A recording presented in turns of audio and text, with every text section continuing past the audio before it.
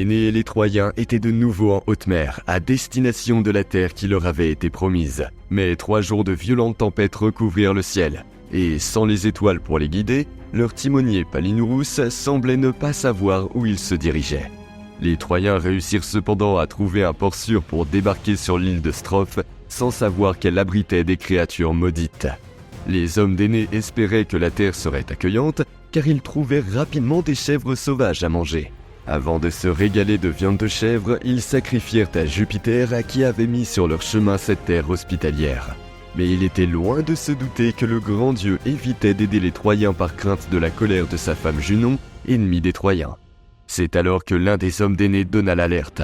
3 hideuses créatures ailées se rapprochaient rapidement. Il s'agissait des détestables harpies, créatures mi-femmes mi-oiseaux, qui, depuis leur défaite face aux Argonautes, avaient élu domicile sur l'île de Strophe. Elles étaient immondes et leur pourriture contaminait toute la nourriture.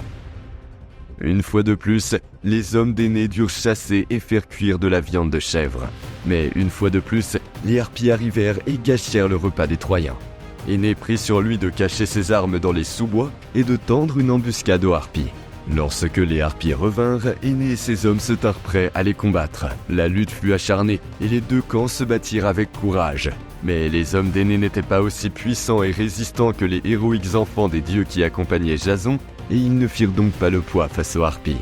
Avant leur départ, l'une des harpies les menaça même de les maudire pour avoir tué leur bétail. Elles leur dirent qu'ils devraient souffrir, mourir de faim et manger leur propre table avant de pouvoir s'installer sur la terre que les dieux leur avaient promise.